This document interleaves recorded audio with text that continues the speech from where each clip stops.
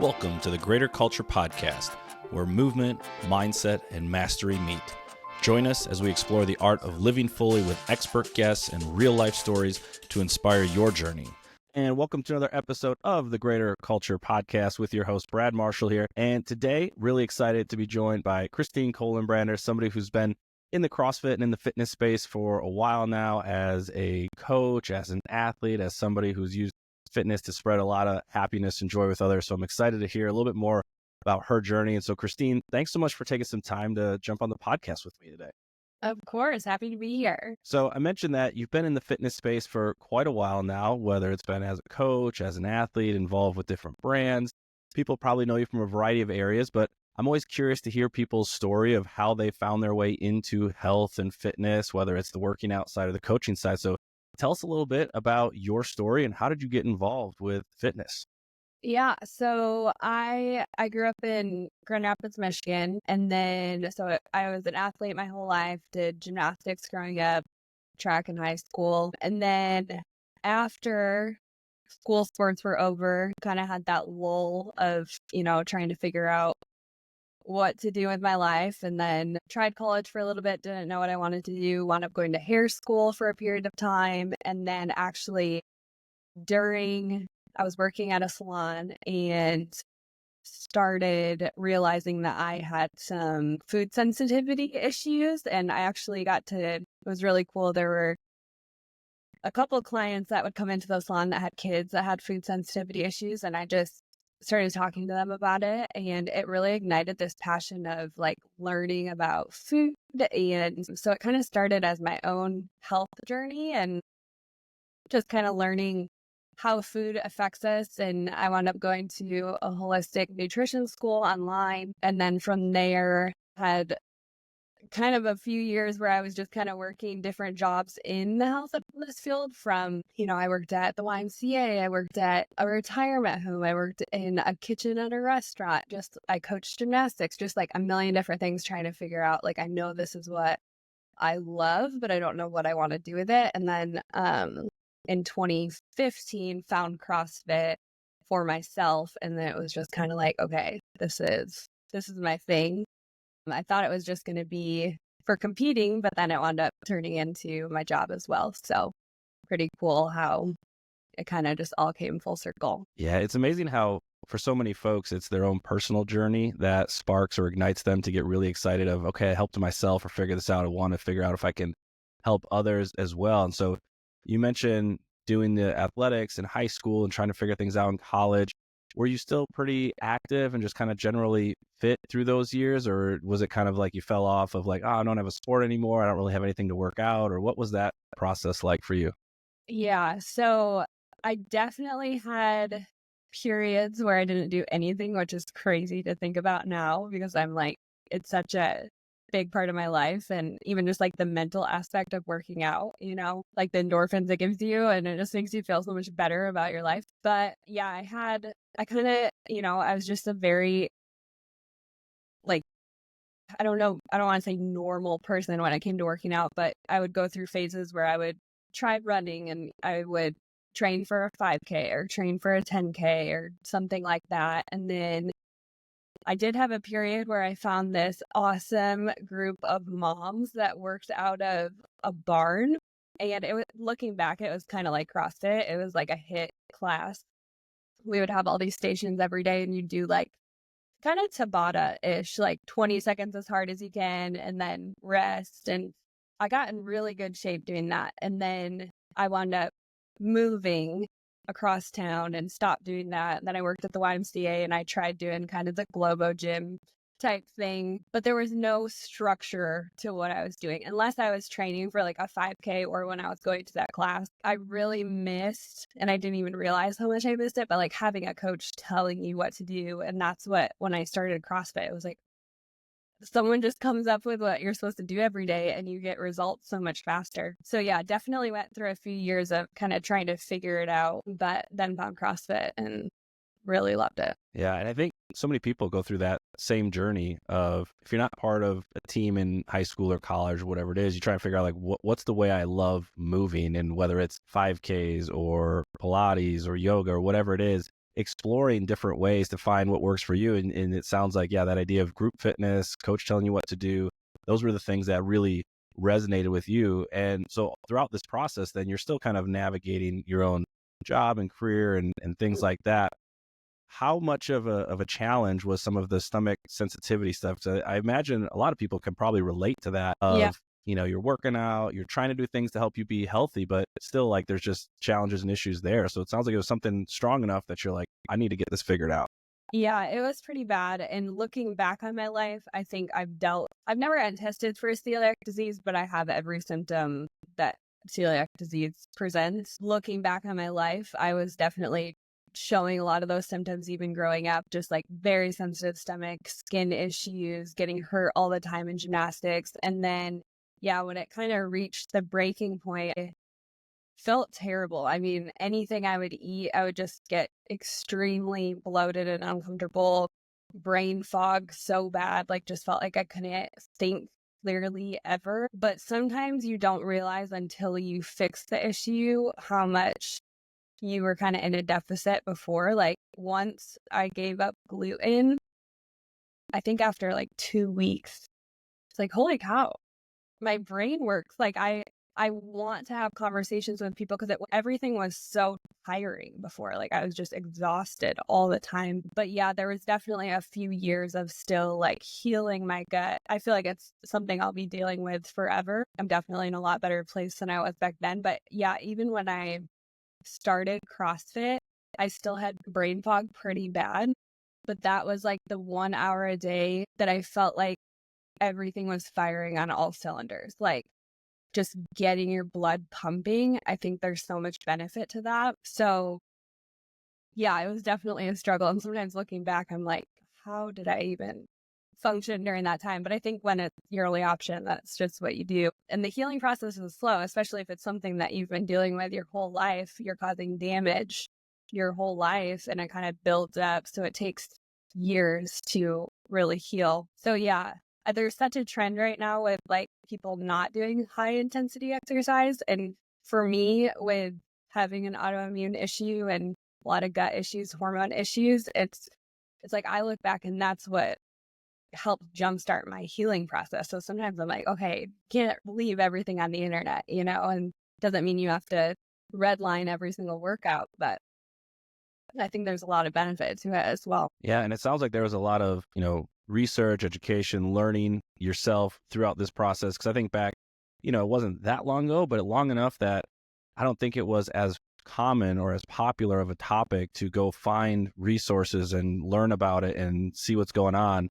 I think I had maybe one friend, in high school who had similar issues and they kind of had this idea of gluten and everybody's like, what is that? I don't even know what's going on. So what was that process like for you of trying to learn, like, what's going on? How do I overcome this? Were there resources? Was there medical professionals you went to, or was it just kind of like figure it out on your own?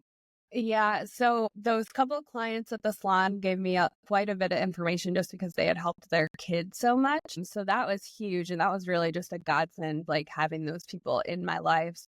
And then they gave me a couple books they suggested that I get into. And then trying to think back, a lot of it was just research on my own. I remember going to the coffee shop with my computer and just like looking up, what restaurants have gluten-free options, what even is gluten, what is it in what, because there's a lot of like kind of chemical name terms that are in ingredients that can also be gluten. So just like researching all of this. And I went through a period of time where I was convinced if you go gluten free, it'll solve all your problems because it's solving so many of my issues that like you could ask all of my friends during that time. I was trying to get all of them to be gluten free and I was obsessed, but it made me feel so much better that I was like, I want to share this with people. And maybe gluten isn't the main thing for some people, but like the food we put into our bodies definitely affects every single person that's walking on this earth. But yeah, a lot of it, there was not a lot of resources, even on the internet. You had to it was kind of the era of like blogs. Like I had certain blogs that I followed of people that were kind of going through the same thing. So that was a big part of it. And then have you heard of the whole Mhm. Yep. Yeah. So I found that eventually. And that was really good for me because it helped me, kind of, they had a lot of resources and just being able to put some scientific explanations to different things I was feeling and then eventually lead other people through the Whole30 and help them that way. So that was a really big help for me, for sure. Yeah, and when that as it continued to grow, I remember you'd go in the grocery store and there would be on labels of certain food items of like Yeah. Whole30 approved. And it made life a lot easier than like constantly looking at ingredients and trying to understand what was on there. So that was super helpful. And then you found out that there was an opportunity to get educated in holistic nutrition and what that looked like. So how did you find the ability then to go learn even more so that you could then help others in their nutrition journey?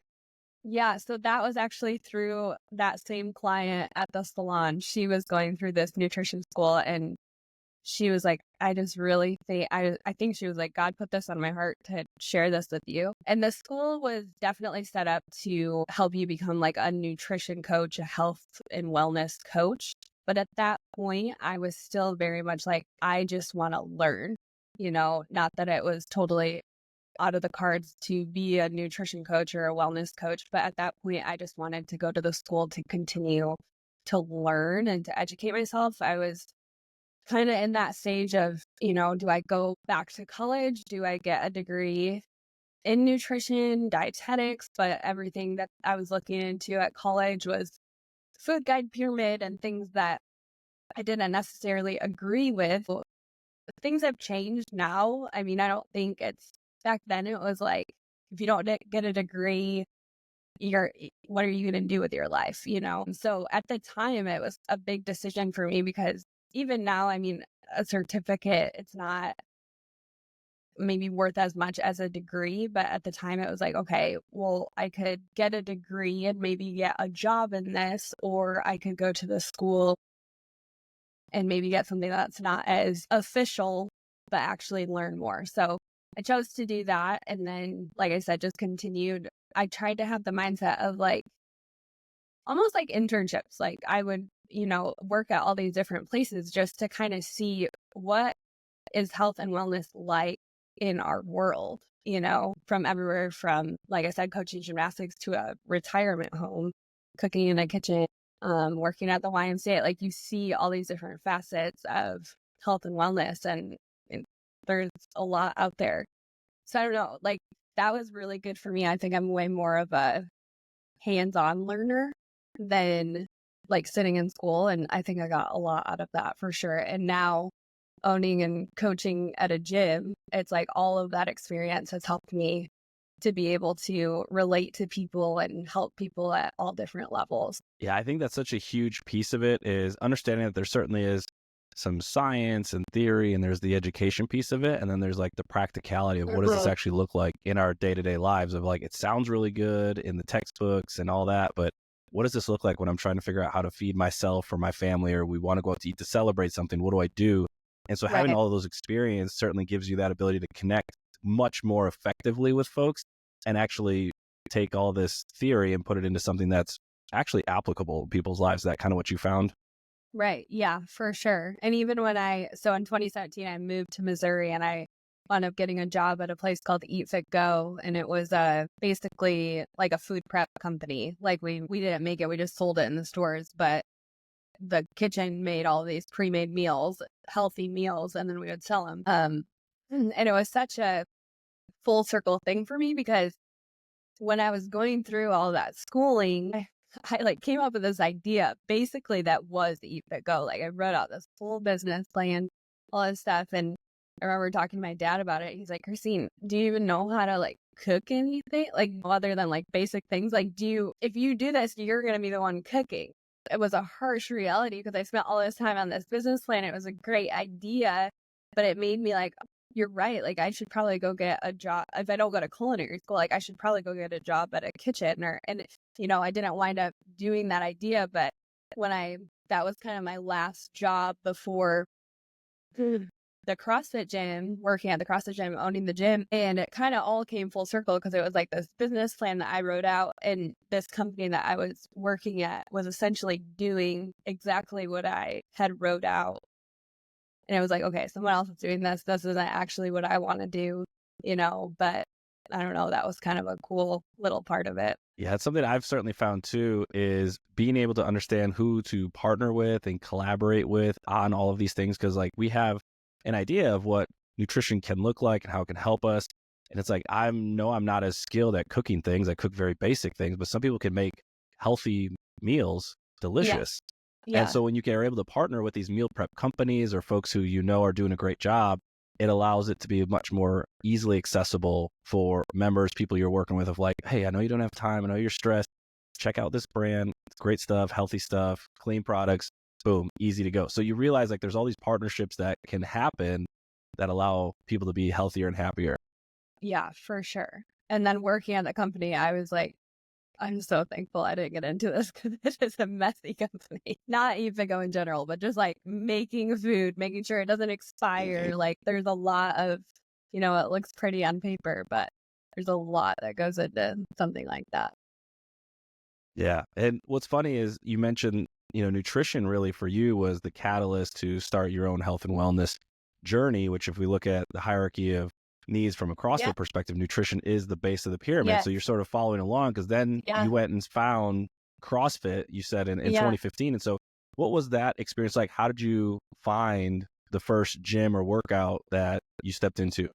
Yeah, I've never really thought about it that way before, but I like that I found the nutrition base of the pyramid before the CrossFit. That's kind of cool. But yeah, one of my best friends from gymnastics growing up, she had just graduated college and started CrossFit in Holland, Michigan. And she started posting on social media and it just got my attention. And I'm like, this looks really fun. And I reached out to her and she's like, come try it. So yeah, just went to a free class. The owner, who's my good friend now, Eli, he wound up being out of town for that first week. So he was like, just come for the week.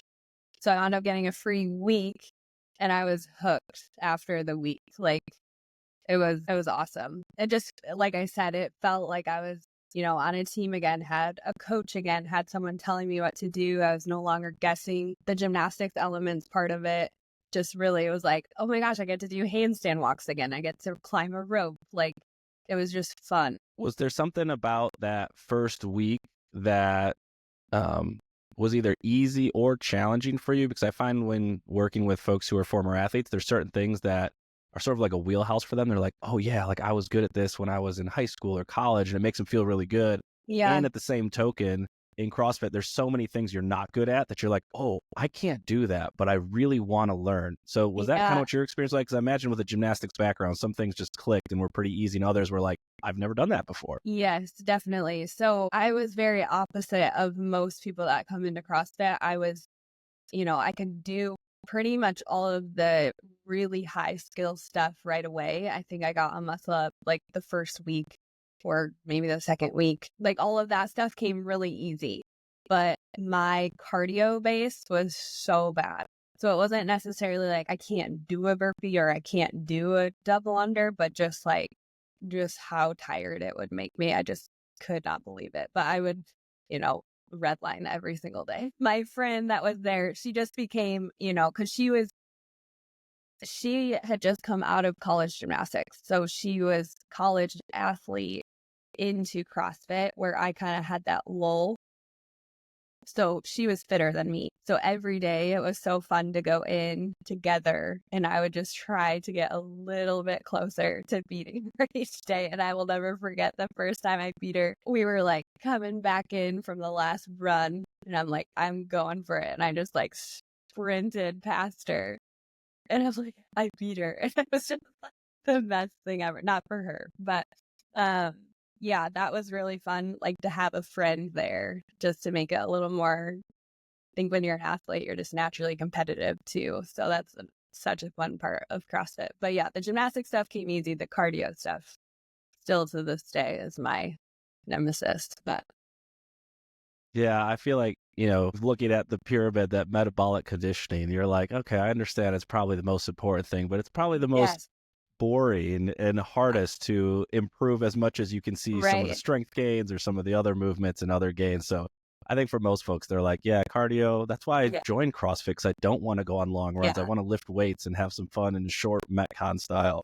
Well, and I will say too, like, I'm good at like sprinting. Like I can do, like a 200-meter sprint, I can do all day. But if it's like, especially back then, if it was anything longer than that, but like the Fran type workouts, I liked that at the beginning. Like anything that was just sprinty and fast. I've just always been such a quick twitch athlete that the longer stuff is definitely challenging for me. But I love that part of it. Yeah. The only sport really that you actually get to develop your weaknesses. Even in gymnastics, it's like, okay, once you get to a certain level, you get to kind of pick which skills you're going to do. And you pick, obviously, the ones you're naturally good at. So I don't know. That's one of the things I like about CrossFit the most. There's always something to work on. Yeah. You never finally arrive. You get closer to what feels like improvement and success. And then there's always just the next level, which makes it really fun. And so in the beginning, you said hooked from that first week, things drew you into the coach dynamic and knowing what you're doing. When you were first joined, was it more about just your personal physical health and wellness? You mentioned you're a pretty competitive person, so that maybe that grabbed you initially, but what was it for you when you first started going of like, I just want to be well, I just want my stomach to be happy, I just want to enjoy what CrossFit's offered me? Or from the get-go, was it kind of like, ooh, I like this idea of like going against my best friend, and I like this idea of seeing what our Yeah. scores are? And what was that like for you? Yeah. I think at the beginning, I don't know. I really told myself, like, I'm just doing this to get healthy. At first I was like, I'm only going to go 3 days a week. And then I remember my coach was like, okay, so you've been coming Monday, Wednesday, Friday. When are you going to start coming Saturdays? And then eventually the other days. And then eventually he's like, we have this partner competition coming up. I think you and Chelsea should do it. And at first I was not, even though I was competitive in the gym, I was I don't know why, but I was hesitant about being a competitor or trying to go down that road. I think a little bit of it is because I am once I decide to do something, I'm all into something. So just, I don't know, trying to wrap my head around like, is this what I really want to do? But my coach, I always joke with him, like you really pushed me to do this, but I'm so glad that he did. Because once I did that partner competition, that was so much fun. And then the gym and him very much encouraged me to do the open that year. It was 2016 was my first open. But I still, that first year of CrossFit, you don't really know what the open is. So like everyone's like, are you going to do the open? I'm like, sure, I guess, and then you figure out the leaderboard and you figure out, oh, I can retest a workout. Oh, if I'm this close to qualifying to regionals, maybe I'll redo it 4 times just to see like how. And that's really like when I did that open, I would say by like the 3rd week, because it was still the 5-week open. By the 3rd week, I'm like, my goal is to make it to regional, as soon as I can. So I would say that's what really made it like, I want to do this. This is cool. And I think that's what's so unique. And one of the things I do love about CrossFit is there's so many avenues. People find it for all different reasons, but once you're in it, you can go the health and wellness route. You can put the competitive hat on and do something locally or the open. You can go all in and see what's my physical potential, and it can ebb and flow. There's not always just like one in or out. And it's interesting for you. It sounds like things clicked pretty quickly or early on, that like even within the first year, you started to look at the leaderboard and say, oh, there's a chance I can be one of the top athletes to move on to regionals. Did it feel like that first year, like things clicked because of, the athletic background you had, starting to see some of the development and the growth, and then also getting some of the feedback from competitions around, oh, I'm actually decent at this? Yeah, I think even though I was missing that base of the pyramid of the aerobic capacity, like I was still very much missing that back then, because I had those high skills. It like I would have, if there was a 20-minute open workout, maybe I would do really bad on that one. But then there was like at least one heavy one, which I naturally was pretty good at, and then a couple high skill ones. So that would bump my score up. So I feel like, especially in the women's field, being good at the high skill gymnastic stuff really set me apart. But yeah, even so, that next year we can get into this too, but I moved to Missouri to try to be on CrossFit 417's team. And I was doing really good through the open. And then the last workout had double unders in it. It was like 10 rounds of, I think it was like 30 double unders, and was it 15 Was it the thrusters and double under? Yes. Yeah, I think it was 35 double unders and 9 thrusters for 10 rounds. Yeah, that workout buried me. And I just had no efficiency with my double unders. I mean, it sounded like I was breathing out of a straw. And Jared, my husband now, we laugh about it because he's like, you were crushing it through the open. And he was thinking like, she's for sure going to be on the team. And he watched me do that last workout and was like, she doesn't know how to do double unders. How can she do all of this other stuff, but she can't do double unders? Like, this workout should not be this hard for her. So, but once again, like, I love, even though I hated it in the moment, I love that placement on the leaderboard. That's why I always encourage people to sign up for the open or for a competition, because you learn so much. And, having to put my score in and seeing how much lower that score was compared to all my other ones, it's like, okay, I need to get better at double unders, Yeah. What's funny about that particular workout is I think folks out there who are coaches and gym owners will remember a specific caveat about that workout, is that the time cap was ridiculously long, like 40 minutes, because they basically were like, you will sit there and struggle with that rope until you finish it. Like, we're not going to let you ease out of this. And I remember athletes in the gym I was at who would sit there and do like 1 double under, 2 double unders, 1 double under, and they're just chipping away for like 30 to 40 minutes at this workout. And it was a brutal one. It was very humbling for folks, because I remember watching some of the pros do it in the throwdown. You're like, that was like a 6-minute workout, and it looked like a warm-up for them. Like, I got this. And then you get into it and you're like, this is terrible. Yeah. CrossFit has a way of doing that more times than not, of like, that doesn't look so bad. And then you get into it and you're like, oh, that was really bad. Yeah.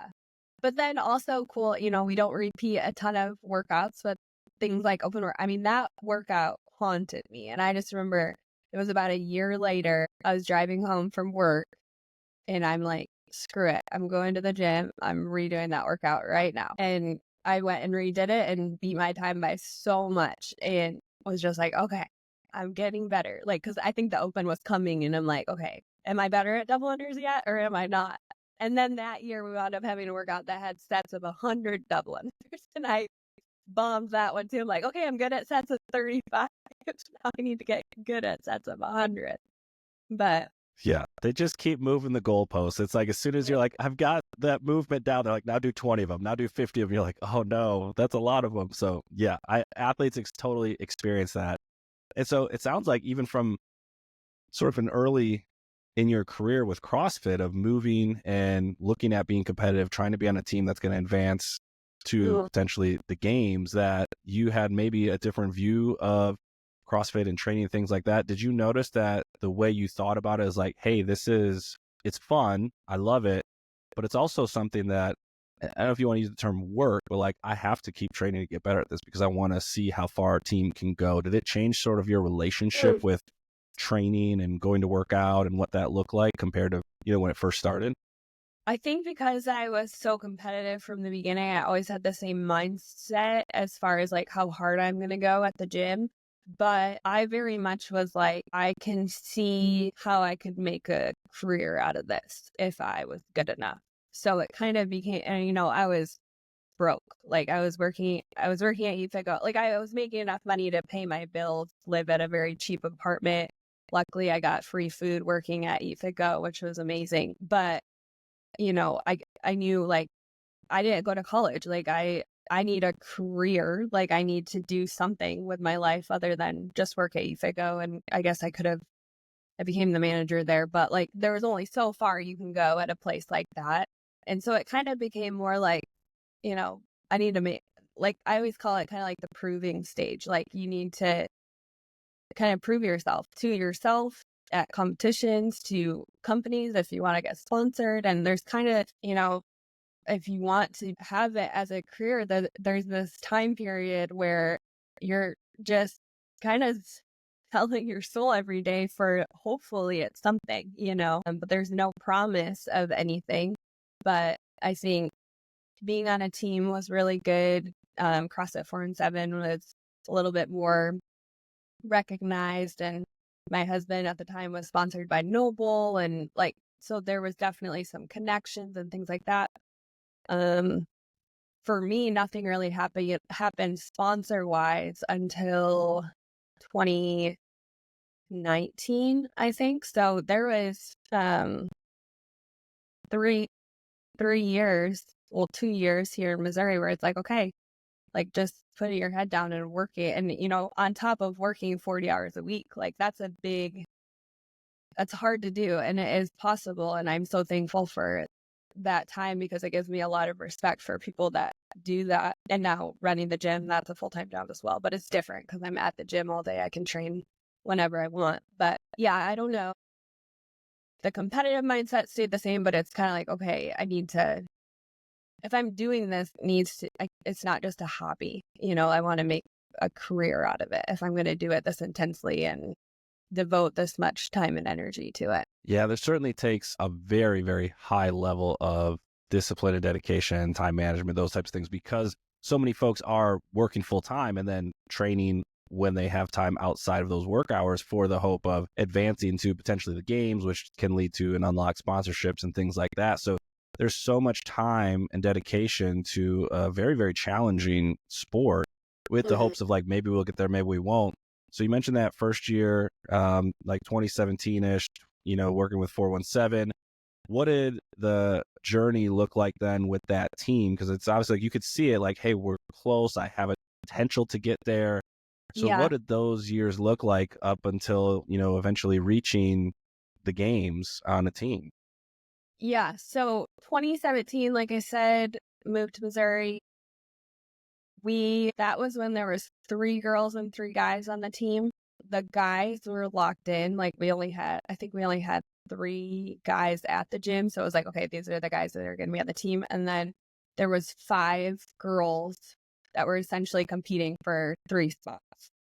So part of that was the open to see who is the highest. That was part of how Jared decided who was going to be on the team.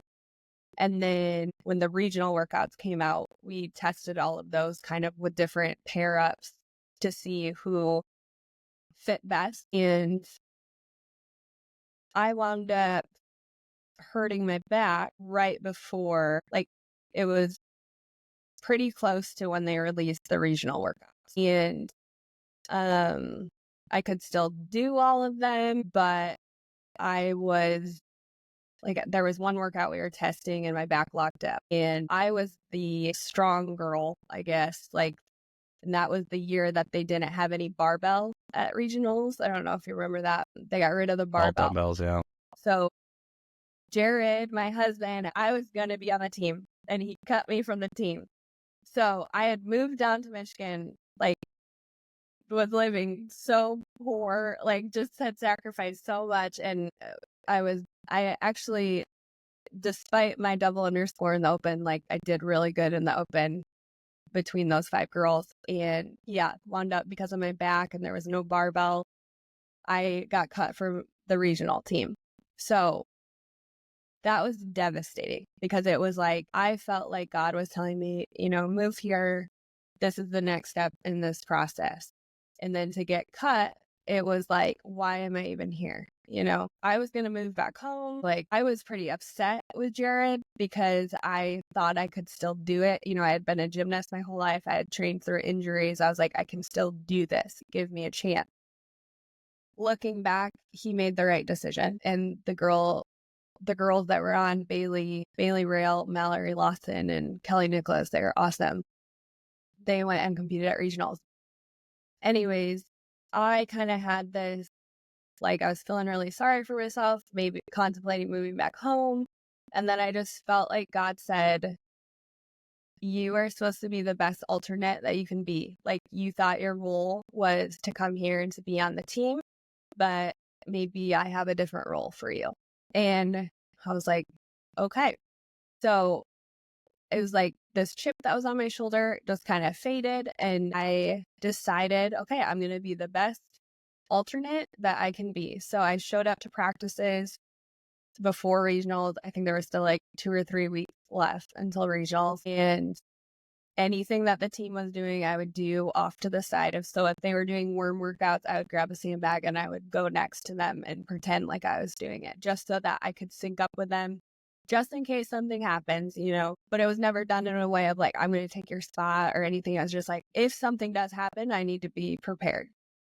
Nothing happened leading up to regionals. So I went and watched regionals, cheered for them. They qualified to the games. And then on the 4th of July, or that weekend, one of the girls was doing ring muscle ups and completely tore her lap off. Like it was like she had to get surgery. It was so bad. So really long story short, I got put in for the games that year. So I didn't go to regional, but I went to the games on the team in 2017, that first year that I was there. And that was just such a I really do believe God told me like, you need to stay here and be the best alternate that you can be for a reason. And, obviously felt so bad for Mallory that happened to her. But it was kind of like we were all a team. Even though I was the alternate, I was like, okay, she filled her position at regionals and then I went and filled my position at the games.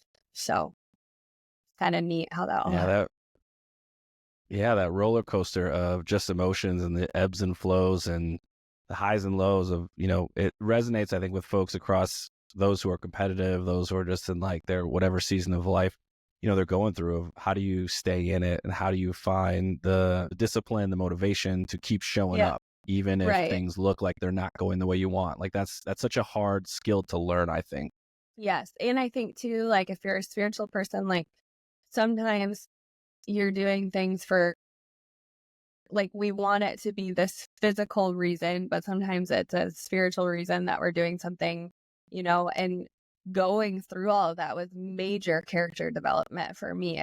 It forced me to not be selfish and to truly be a teammate and to learn that skill and to be there for my teammates in whatever capacity that I could, and then the next year, 2018, we went on and got 5th place at the games. And it's like that year before taught me so much, even past competing, just being a person, just character development. So yeah, like just what you're going through, it might be for a different reason than what you think. It's so hard in the moment to, the term I would use is like accept that of like, this is the way things are and this is what I can do with that. And a lot of times we learn so much more from the hardships and the challenges and the things that don't go the way we want than we do when life is just good and it's just moving along at the pace that we imagine or expect it to. Yeah. And so to take that step back and really have that type of perspective on, all right, this is a chance to learn. This is a chance to just see what this moment and what God is putting in front of me. That is, I think, so difficult to do. Yes.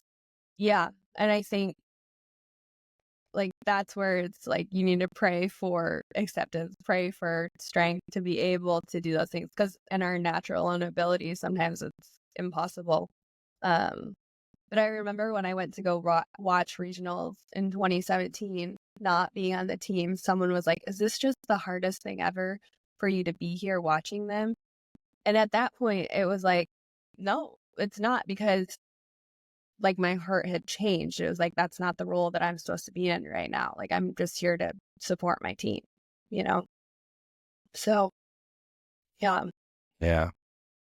I love that perspective that there's this concept, I guess kind of comes from like the mindfulness and meditation space, that the more, we resist things, the more suffering we tend to bring into our lives because we're just trying to make things different than the way they are or the way that maybe it's unfolding. So this idea of acceptance and saying, it doesn't mean you have to be okay with it, but just saying like, this is the way things are. Right. It's amazing how that can take some of the weight off your shoulders and remove that chip of like, this is the way things are, and I'm going to make the best that I possibly can out of it, and how that helps people move forward in such a more positive direction. Yeah, definitely. I like that. And so as you now transition, you are sort of like juggling multiple things at once of like, I got to figure out a career. I love this competitive thing that's CrossFit. Can that be the career? Along the way, it sounds like you found coaching and you got into that as a way of figuring out, hey, is this what I like doing? Can I do more of this? Eventually leading to, gym ownership. What was that process like? Because I think, so many folks can see from the outside of like, oh, professional athlete working to be at the games, there's sponsorships there, like that can be the career thing. But I don't know if everyone knows about the coaching and the gym ownership and that side of the house. So what was that journey like as you're navigating this professional athlete career as well? Yeah, so it started off just as when I first joined 417 to pay for my membership, I was doing childcare. And then they needed a new 5:30 a.m. coach. They were like, Christine would be a really good coach. I remember Jared and another coach, John, were talking about it. I could hear them talking about it. And I had coached gymnastics before, and I was just kind of over coaching at that point. I was coaching little kids, which is very different. And it just made me a little nervous, like I don't know, to coach something that I still felt like I was very new to, But 2018, that was almost 3 years into it. And they wound up convincing me to coach.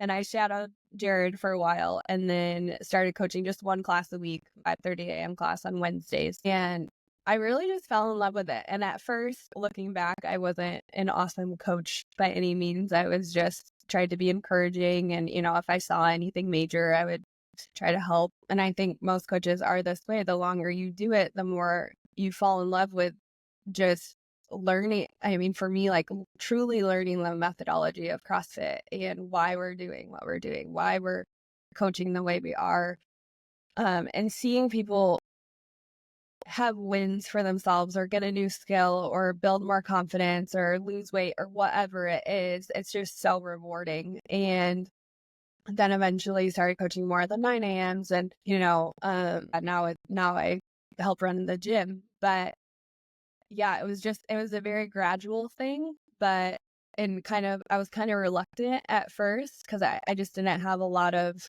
I guess, faith in myself. But that just grew with time and experience and truly getting to know the members. And that was an experience too. The first time showing up to the 5:30 a.m. coach, I had been going to this gym for over a year, but you never see those members at the gym.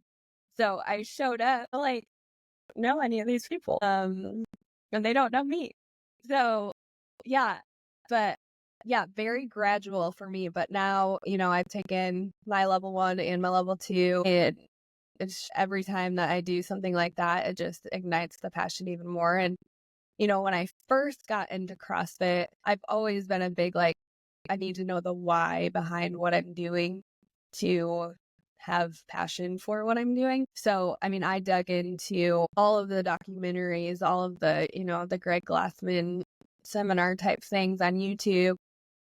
And it was just so inspiring. And so when I started coaching and then started doing, that level 1 and level 2, it kind of brought me back to all of that and just like, oh yeah, like it's not just competing. Like there's a big mission to what CrossFit is and why it started. And it's really cool to be a part of that as well as the competing side of it. Yeah, I get the sense that you mentioned before when you get really excited about something, you really dive in full force. And so there was that on the competing side and working on your own health and fitness. And then coaching, it sort of had that same experience of diving in head first, whether it was just figuring out how do I be better on the floor to exploring the documentaries and all the journals and things like that.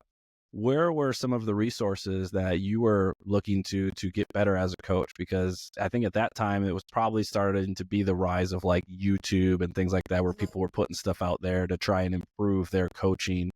But what were some of the things that you enjoyed doing to try and get better at this thing of being in front of people for an hour?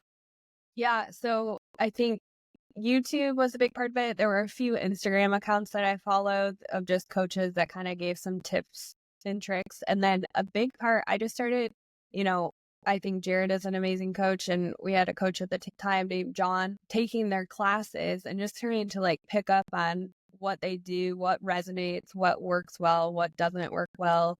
And then just trying things myself, like trying to cue someone a certain way. Okay, did they respond to that? Oh, that person responded really well to me saying it this way. I'm going to try that with another person and see if, just a lot of trial and error. I do think coaching gymnastics helped a lot because I wasn't afraid to, talk in front of the class or go give someone a correction if I felt confident in what I was saying. But yeah, I think Instagram. And then really when I took that level 1, I really encourage people to do that because it just really breaks down the why behind everything. And I just remember leaving that and feeling just so much more confident in my coaching, like getting up there and like, okay, just an added passion to what you're doing. And I think it's important to redo those sometimes too, because it's like you can lose that sometimes and just remembering why you're doing what you're doing. Yeah. And it's one of those things I've certainly found the same of as soon as you're like, oh, I want to get fancy or learn the new thing or figure out what's the best new warm up or way to coach this thing because it feels like you've been coaching for a while. It is just going back to the basics of like, just get people to move effectively, get them to go back to those points, performance and cues. And you're like, oh, that's amazing that still works even after all these years, regardless of first timers or people who've been doing it for 10 plus years. Yep. Yeah. And I think too, like listening to what people want, like, I think something that I've at the beginning through my eyes, it's like I wanted to pretty much be a competitor from the beginning. So sometimes I think people make the mistake, including myself, of viewing every member through the lens of how you view CrossFit. And it's like the reality is most people do not want to get to the CrossFit Games. That's not their goal. And it's not to say don't treat them like an athlete, but what is each individual member's goal? Is it just health and longevity, which is a lot of people's goals? But then you have to remember that there are some people in your class that do want to advance in the skills. I just had a conversation a few weeks ago talking with Jared about that is probably the hardest thing is that probably 80% of your class, they don't care about getting a ring muscle up or walking on their hands.